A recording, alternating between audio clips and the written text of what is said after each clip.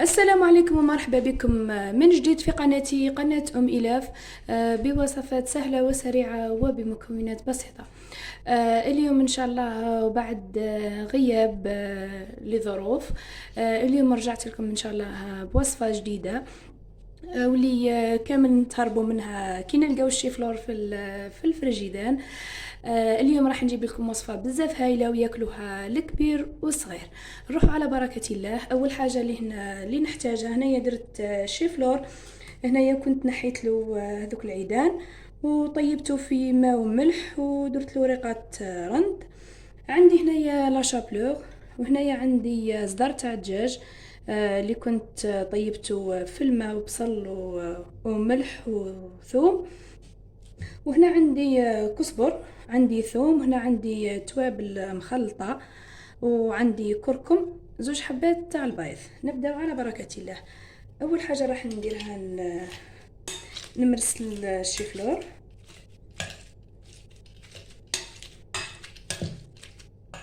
ان شاء الله الوصفة هذه كامل تجربوها. هناك كما تشوفوا هنا راح نزيد عليها الصدر تاع الدجاج.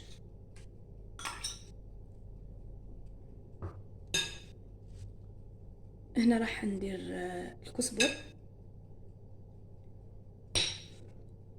ثوم،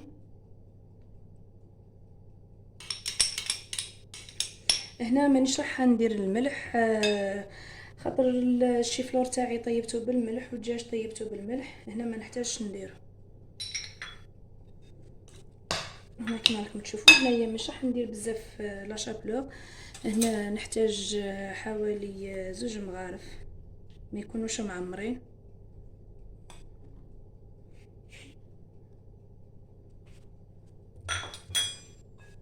كما راكم تشوفوا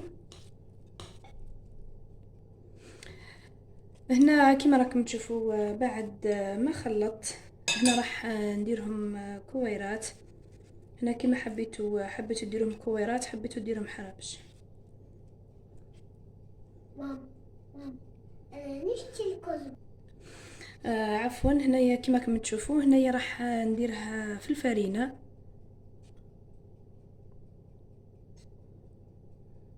بعدها في البيض،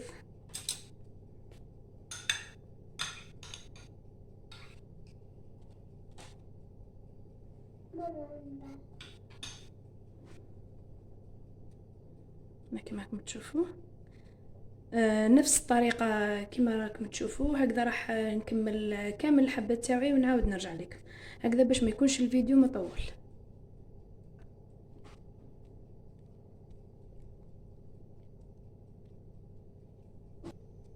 هنا كيما راكم تشوفوا بعد ما درتهم كويرات، هنا الزيت تاعي راهو يسخن. دوك ندير الحبات تاعي يتقلاو ونعاود نرجع لكم. هنا كيما راكم تشوفوا بعد ما درت الزيت تاعي يسخن راح ندير الحبات تاعي يتقلاو.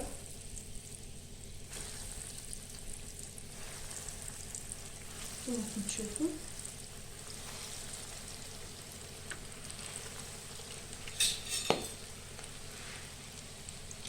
هنا في المرحله هذه نقليهم هكذا باش القرافه تاعي تجي فيها بزاف هايله، وهكذا بنت الشيفلور ما تجيش باينه في القرافه. كاين بزاف اللي ما يحبش بنت الشيفلور ولا ياكلوها بهذه الطريقه، ولا صدقوني تجيكم بزاف هايله. انا هنا راح نقلي كامل الحبات تاوعي ونرجع ان شاء الله للمرحله الثانيه.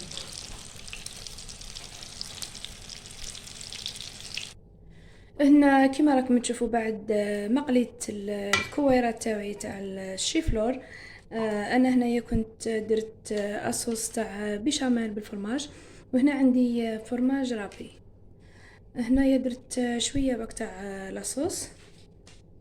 هنا راح ندير الحبات تاعي، وراح نعطيكم وصفه ثانيه. تقدري ديري الكويرات هكذا وتكوني درتي اصوص تاع زيتون او اصوص تاع الحمص، وتجي فيهم هذه الكويرات تاع الشيفلور، حتى هكذا تجي البنه تاعها بزاف هايله. كي يكونوا عندك ضياف ولا تقدري ديريه. هنا كما راكم تشوفوا بعد ما درتهم، انا راح نفرغ لاصوص بيشاميل. صدقوني ريحتها بزاف هايله وبنتها ثاني ما نقولكمش، بعد ما تجربوها راح تحكموا عليها.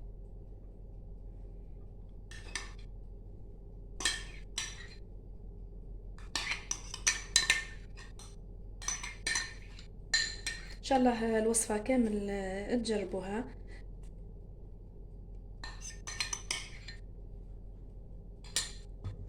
وهنا راح ندير الفرماج.